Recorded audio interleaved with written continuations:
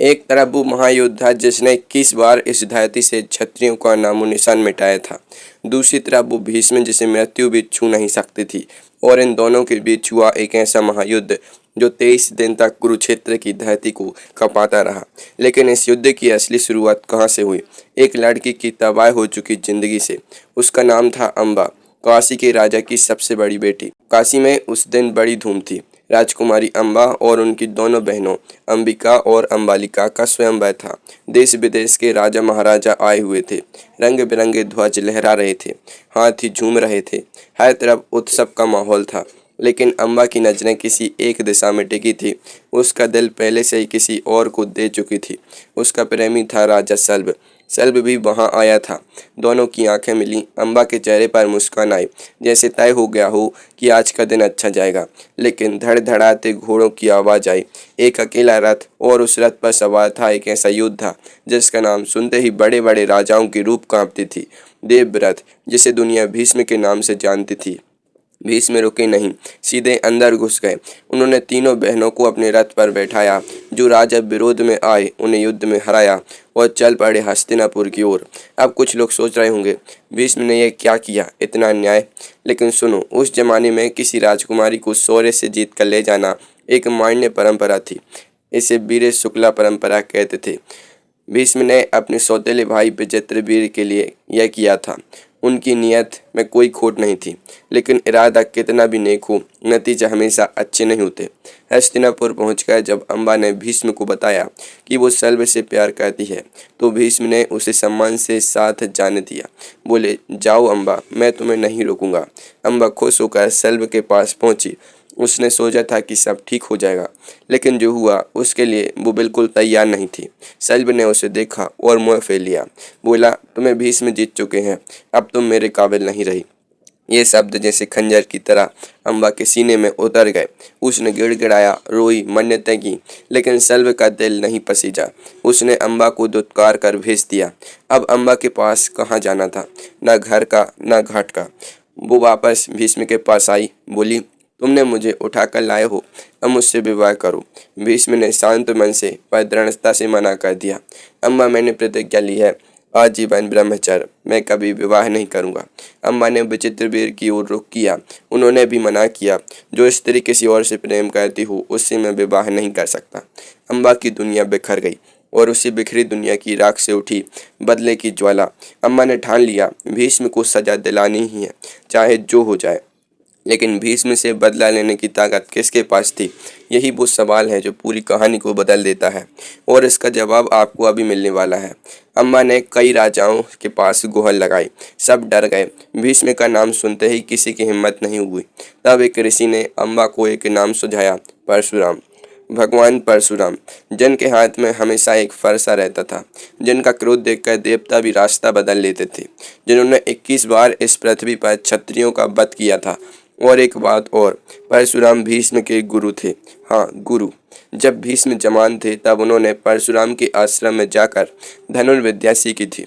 परशुराम ने अपने हाथों से उन्हें सभी दिव्यास्त्रों का ज्ञान दिया था।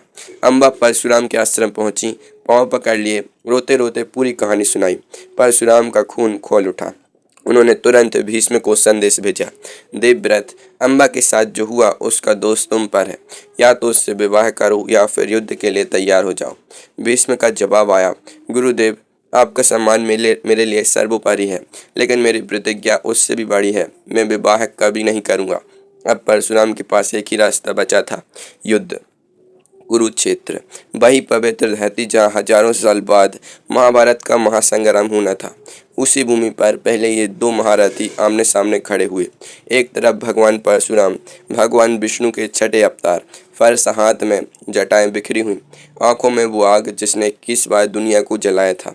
दूसरी तरफ भीष्म, गंगा पुत्र, धनुष हाथ में, चेहरे पर एक अजीब सी शांति, जैसे तूफान के बीच में भी कोई दीपक जल रहा हो। दोनों ने एक दूसरे को देखा, गुरु और शिष्य। आज दोनों दुश्मन थे। युद्ध शुरू हुआ। पहले दिन परशुराम ने जो बाण चलाए वो इतने तेज थे कि भीष्म का रथ हिल गया, लेकिन भीष्म डिगे नहीं। उन्होंने हर बार को अपने बाणों से काटा। दूसरे दिन भीष्म ने पलटवार किया, इतना जबरदस्त कि परशुराम के कंधे से खून बहने लगा। सारे देवता आकाश में इकट्ठा हो गए। गंधर्व गाना भूल गए, अप्सराएं थम गईं। सब देख रहे थे ये लड़ाई कहाँ जाएगी। दिन बीतते गए, 5वां दिन, 10वां दिन, 15वां दिन। ना परशुराम हारे ना भीष्म। यहाँ एक दिलचस्प बात सोचो। परशुराम ने भीष्म को धनुर्विद्या सिखाई थी, यानी भीष्म उन्हीं के सिखाए हुए अस्त्रों से उन्हीं पर वार कर रहे थे, जैसे किसी उस्ताद का शागिर्द उसी को अपनी कला में टक्कर दे रहा हो। और सच बताऊं, परशुराम को भी अंदर से एक बात पता थी, भीष्म उनके अब तक के सबसे श्रेष्ठ शिष्य थे। लेकिन परशुराम ने हार नहीं मानी। वो अम्बा से वादा कर चुके थे। 18वें दिन युद्ध में एक नया मोड़ आया। परशुराम ने स्कंद अस्त्र चलाया, इतना भयानक कि भीष्म का धनुष ही टूट गया। रथ के घोड़े घायल हो गए, लेकिन भीष्म ने बिना एक पल की देर किए नया धनुष उठाया और वापस युद्ध में कूद पड़े। परशुराम समझ गए इसे साधारण तरीके से नहीं हराया जा सकता। और तब 20वें दिन परशुराम ने वो अस्त्र उठाया जिसके बारे में सुनकर आपकी सांस रुक जाएगी। इसका नाम था प्रश्वापन अस्त्र। यह अस्त्र क्या करता था? यह दुश्मन को ऐसी गहरी नींद में डाल देता था जिससे कोई वापस नहीं उठता, मृत्यु जैसी नींद। परशुराम ने धनुष पर बाण चलाया, मंत्र पढ़ा और अस्त्र छोड़ा। वो अस्त्र तेजी से भीष्म की तरफ बढ़ा और भीष्म डगमगाने लगे, आंखें भारी होने लगी, रथ पर लड़खड़ाए। देवताओं की सांस रुक गई। अम्बा खुश हो गई। सबको लगा बस अब खत्म हो गया। लेकिन तभी कुछ ऐसा हुआ जिसकी किसी ने उम्मीद भी नहीं की थी। आखिर क्या हुआ उस पल में? और क्या सच में भीष्म को कोई भी हरा सकता था? इसका जवाब आपको 23वें दिन में मिलेगा, जो इस पूरी कहानी का सबसे रोमांचक दिन था। प्रश्वापन अस्त्र भीष्म की तरफ बढ़ रहा था।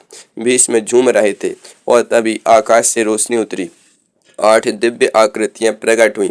8 वसु। ये वो वसु थे जो भीष्म के पूर्व जन्म के भाई थे। जब भीष्म पहले जन्म में घोष नाम के वसु थे, तब एक गलती की वजह से उन्हें मनुष्य जन्म लेने का श्राप मिला था। उनके बाकी 7 भाई तो गंगा माँ ने पहले ही मुक्त कर दिए थे, लेकिन भीष्म को मनुष्य जीवन जीना पड़ा। आज वही 7 भाई आए थे। उन्होंने भीष्म में प्राण फूंके, नई शक्ति भरी। भीष्म उठे, धनुष उठाया और प्रज्ञास्त्र से प्रश्वापन अस्त्र को काट दिया। परशुराम की आंखें फटी की फटी रह गईं। 23वां दिन हर तरफ सन्नाटा था, जैसे पूरी सृष्टि सांस रोककर देख रही हो। परशुराम के चेहरे पर उस दिन एक अजीब सी बेचैनी थी, जैसे कोई बात उन्हें अंदर से खा रही हो। जो आदमी 21 बार क्षत्रियों को हरा चुका था, वो आज 22 दिनों से एक ही शिष्य को नहीं हरा पा रहा था। उन्होंने तय किया आज अंतिम निर्णय होगा। और तभी आकाश में हलचल हुई। नारद मुनि प्रकट हुए। उनके साथ थे देवर्षि, ऋषि, महर्षि और फिर से वो 8 वसु। वसुओं ने परशुराम के सामने हाथ जोड़े, बोले भगवान रुकिए, भीष्म को जितना इस ब्रह्मांड में किसी के लिए संभव नहीं है। ये साधारण मनुष्य नहीं है, इन्हें इच्छा मृत्यु का वरदान है। ये तब तक नहीं मर सकते जब तक खुद न चाहें। अब चाहे यज्ञों तक लड़ते रहें, इन्हें हरा नहीं सकते। परशुराम रुक गए। वो एक पल था जो इतिहास में हमेशा के लिए दर्ज हो गया। परशुराम जिन्होंने 21 बार क्षत्रियों का संहार किया था, जिनके सामने कोई नहीं टिका था, वो रुक गए। उन्होंने अस्त्र नीचे रखा और भीष्म की ओर देखा। उस नज़र में क्या था? क्रोध, हार, या शायद एक गुरु का अपने सर्वश्रेष्ठ शिष्य के लिए गर्व। परशुराम ने कहा, देवव्रत, आज मुझे मानना होगा, तुम अजय हो। इस ब्रह्मांड में कोई तुम्हें युद्ध में नहीं हरा सकता। भीष्म ने हाथ जोड़े, बोले, गुरुदेव, आपने ही मुझे सब कुछ सिखाया। अगर मैं आपके बराबर भी पहुंच पाया हूं, तो वो आपकी शिक्षा का फल है। तो आखिर इस महायुद्ध में जीता कौन? सच कहूँ, इस युद्ध का कोई एक विजेता नहीं था। ये लड़ाई 23 दिन तक चली। दोनों ने अपनी अपनी पूरी शक्ति लगाई, दोनों घायल हुए, लेकिन दोनों अंत तक डटे रहे। परशुराम ने स्वयं माना भीष्म को जीतना उनके बस में नहीं, लेकिन भीष्म ने कभी नहीं कहा मैंने जीत लिया। ये 2 ऐसे महायोद्धा थे जिनके बीच की लड़ाई बराबरी पर खत्म हुई, और शायद यही इस युद्ध की सबसे बड़ी खूबसूरती है। ना कोई पूरी तरह जीता, ना कोई पूरी तरह हारा। परशुराम उसके बाद अम्मा के पास गए और उससे वो बात कही जिसे सुनकर किसी का भी दिल टूट जाए। अम्मा, मैंने अपनी पूरी शक्ति लगा दी, 23 दिन लड़ा, लेकिन मैं भीष्म को नहीं हरा सका। वो अजय है। अम्मा के पांवों तले जमीन खिसक गई। वो अकेली बैठ गई और सोचने लगी। लेकिन यहाँ एक सवाल, क्या अम्मा ने हार मान ली? क्या उसकी बदले की आग बुझ गई? नहीं, बल्कि उस पल के बाद अम्बा की कहानी एक ऐसे मोड़ पर मुड़ी जिसकी किसी को उम्मीद भी नहीं थी। उसने एक ऐसी प्रतिज्ञा ली जो उसे अगले जन्म तक ले गई, और महाभारत के युद्ध में उस बदले ने जो रूप लिया वो सुनकर रोंगटे खड़े हो जाते हैं। ये वो कहानी किसी और दिन।